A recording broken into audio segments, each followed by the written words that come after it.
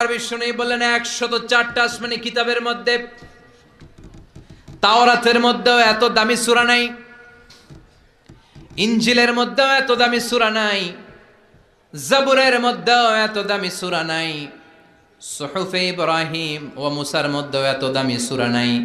যে দামি সূরাটা আল্লাহ আমাকে দান করেছে ওই দামি সূরাটা হলো, সবাই পড়েন আলহামদুলিল্লাহি রাব্বিল আলামিন